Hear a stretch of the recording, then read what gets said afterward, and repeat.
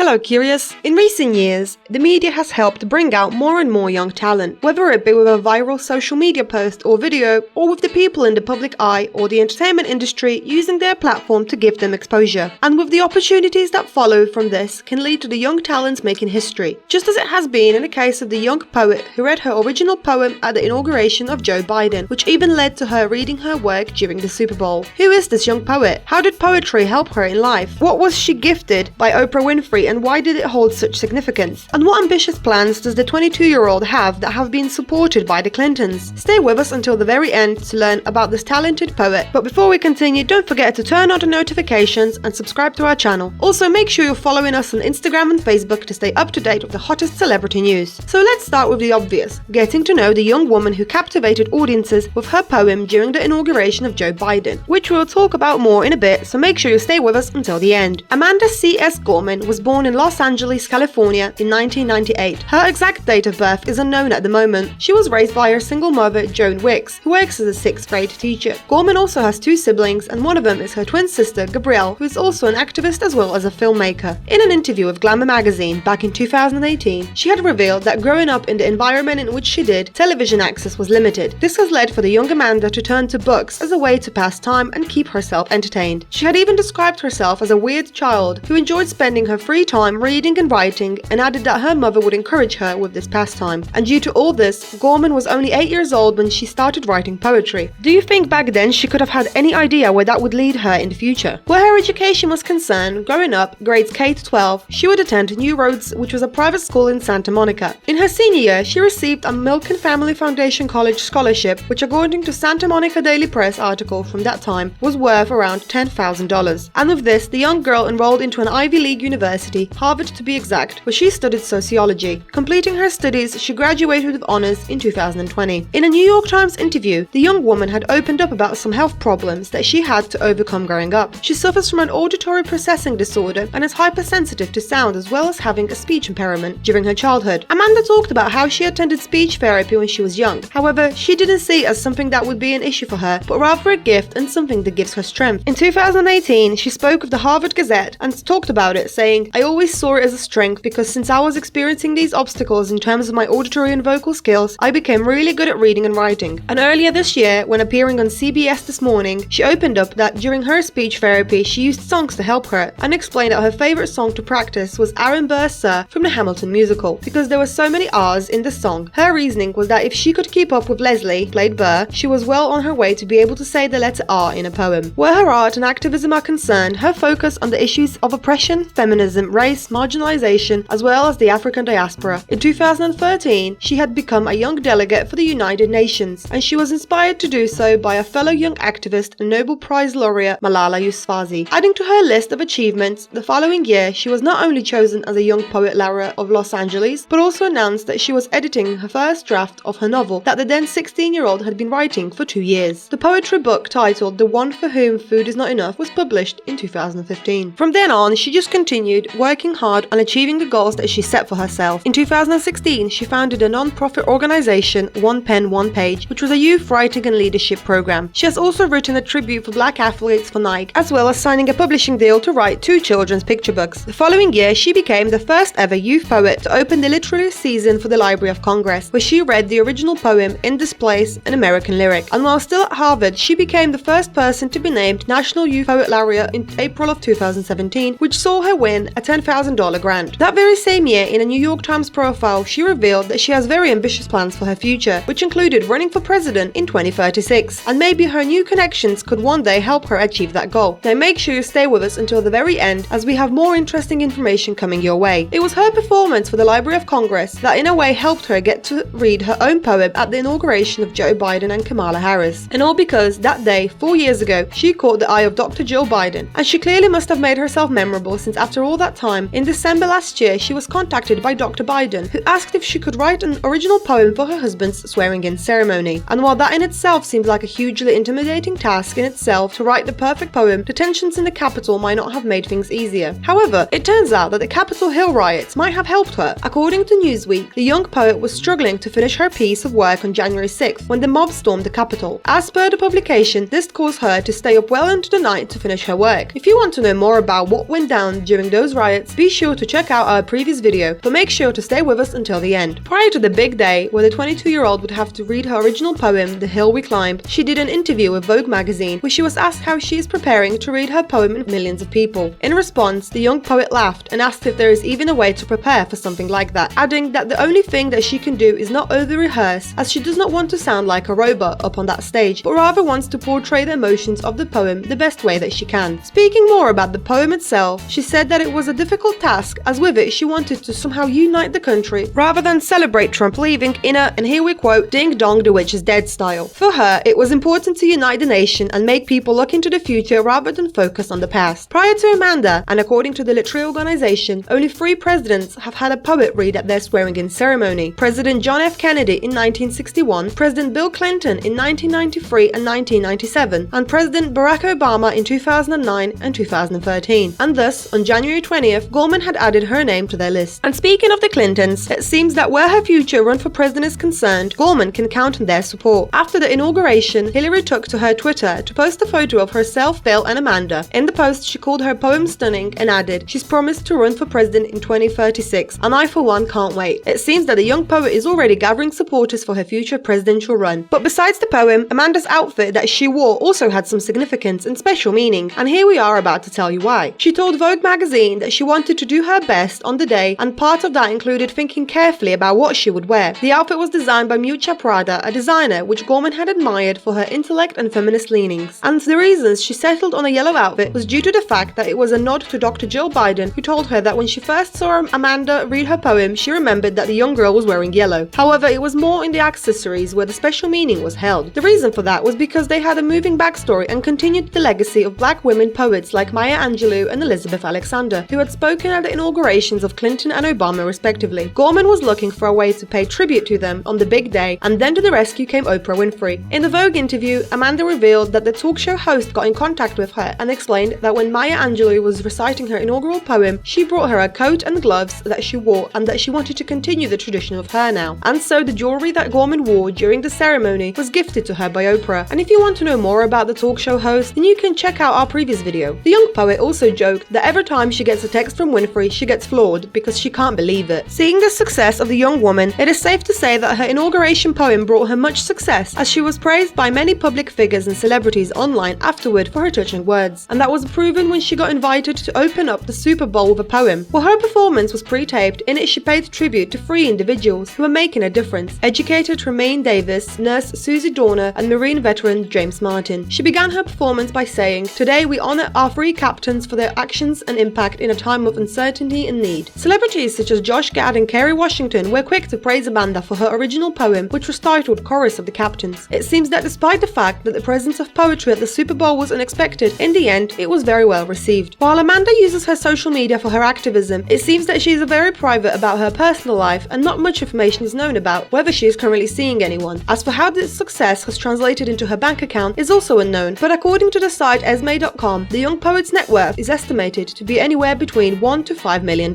So curious, did you know that Amanda has been writing poetry for such a long time? Have you read any of her other poems? What are your thoughts on her desire to run for president? Let us know in the comments below, and as always, don't forget to like, share and subscribe to our channel so you don't miss any of our future videos. Until next time.